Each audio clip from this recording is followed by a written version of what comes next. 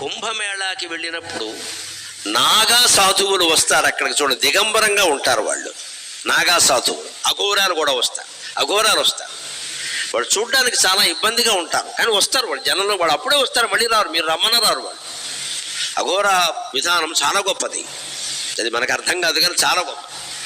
వాళ్ళు మహత్తరమైన శక్తి సంపన్నులు, కానీ వాళ్ళ దగ్గరికి వెళ్ళకండి, ఒక్కోసారి తిక్కగా ఉంటారు మనుషులు. ఇది విపరీతమైన తపస్సు. అది పైగా హిమాలయాల్లో భయంకరమైన చలిని తట్టుకుంటారు. ఎలా తట్టుకుంటారో తెలుసా?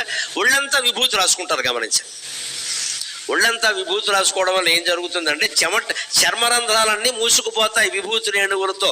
అప్పుడు ఒంట్లో ఉన్నటువంటి వేడి బయటికి రాదు. ఆ ఒంట్లో వేడి కారణంగా వాళ్ళు హాయిగా ఉంటారు, బయట చలి ఉన్నా సరే.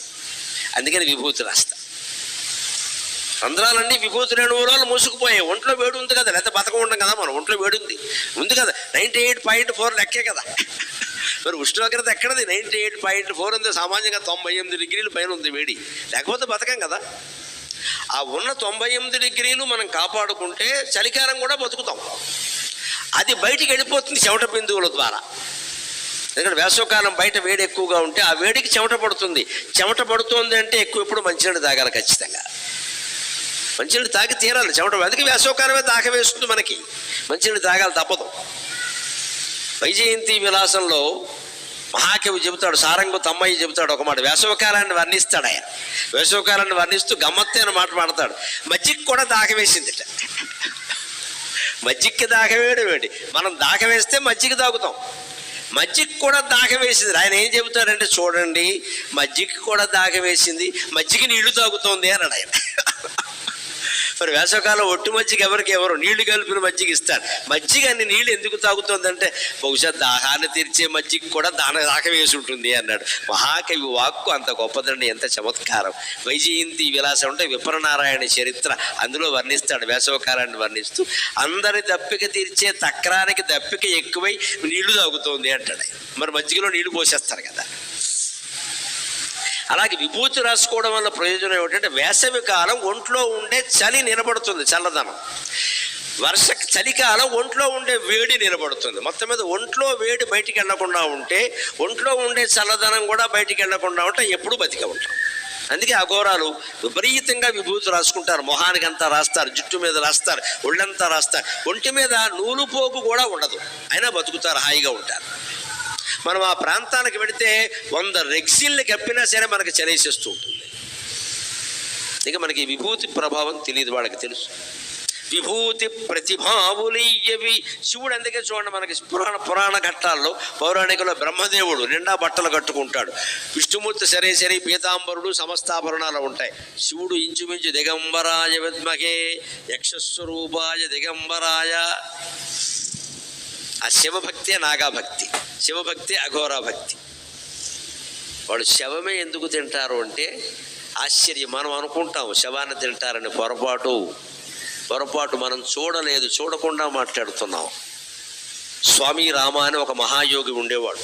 95 సంవత్సరం వరకు, 1995 వరకు ఉన్నాడు.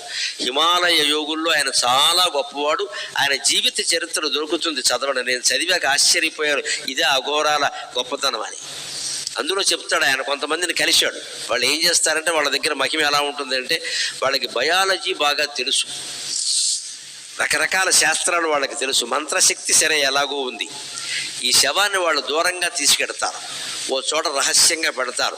దాని నుంచి వాళ్ళకి ఏ పదార్థం కావాలో ఆ పదార్థం కింద దాన్ని మారుస్తారు. అంతటి శక్తి కలిగిన వాళ్ళు అఘోరాలు. శవాన్ని శవంగా వాళ్ళు తినరు, పొరపాటు మాట, మనకి తెలియక మాట్లాడతారు. వాడి గులాబ్ జామ్ ఇష్టం అనుకోండి, ఈ చెయ్యి గులాబ్ జాముగా మారాలి అని సంకల్పిస్తాడు వాడు. ఆ చెయ్యి గులాబ్ జామ్ అయిపోతుంది. తింటాడు. గులాబ్ జామ్ తినడం తప్పలేదుగా. ఆయన సిద్ధాంతం ఏమిటి? మేము మాంసం తినమంటారు, మొక్కలు కూడా తినరు, కందిపప్పు మినపప్పు కూడా తినరు, నువ్వు పెట్టినా తినరు. ఎందుకు తినమంటే జీవహింస అంటాడు. మరి ఇదేమిటంటే, అది జీవి కాదుగా శవం అంటాడు. మనకు అర్థం కాదు, కానీ ఎంత గొప్ప సిద్ధాంతం అది. అది వాడికి అరుగుతుంది. మన ఎదురుగానే మార్చేస్తాడు, అంత శక్తి ఉన్నవాళ్ళు ఉన్నారు. ఎందుకంటే సృష్టి అంతా భగవంతుడు మాయ. తపశ్శక్తి ఉన్నవాడు ఏ వస్తువుని ఏ వస్తువుగానైనా మార్చగలడు. అనుమానం అణువులండి, సైన్సే అందులో ఉన్నది. ఇందులో మాయల సైన్స్. అణువులు, ప్రతి పదార్థము అణువులతోనే తయారైంది. అణువుల సంయోగాన్ని మారిస్తే పదార్థం మారిపోతుంది. అనుమానం ఏమీ లేదు. పూర్వకాలం మంత్రశక్తి ద్వారా దాన్ని సాధించారు. ఇప్పుడు తంత్రశక్తి ద్వారా, యంత్రశక్తి ద్వారా సాధిస్తున్నారు. ఒక బంగారపు ఆభరణం ఉంది ఉదాహరణకి. ఈ ఆభరణం ఇది కంకణంగా కాదండి, ఇది కొంచెం 2 గాజులు చేయాలి అన్నాం అనుకోండి. మన ఆడవాళ్ళు వేసుకునే గాజులు వేరు, ఈ కంకణం వేరు కదా. దీన్ని 2 గాజులు చేయాలంటే స్వర్ణకారుడు ఏం చేస్తాడు? ముందు దీన్ని కరిగిస్తాడు. ఇలా ఉండగా గాజులు అవ్వదు, కరిగిస్తాడు. కరిగించినప్పుడు ఏమైంది?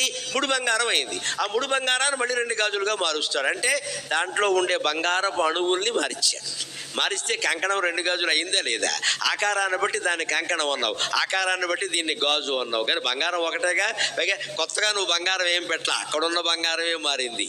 సరిగ్గా భగవంతుడు ఈ సృష్టి అంతట్లో ఎప్పటికప్పుడు అణువుల సంయోగాన్ని మారుస్తాడు. పరమాణు సంయోగం ద్వారా సృష్టి మొత్తాన్ని మారుస్తాడు. అదే భగవన్ లీల. దాన్నే లలితా సహస్రంలో 4 మాటల్లో చెప్పారు. పరంజ్యోతి పరం ధామ పరమాణు పరాత్పరా. పరంజ్యోతికి గొప్ప వెలుగు అమ్మవారి శక్తి. పరంధామ గొప్ప తేజస్సు. పరమాణువులో కూడా ఆ తేజస్సు ఉంది. పరాత్పర పరము కంటే పరమైనది. దీన్నైనా ఎలాగైనా మార్చగలుగుతుంది. అంతా మనస్సంకల్పమే.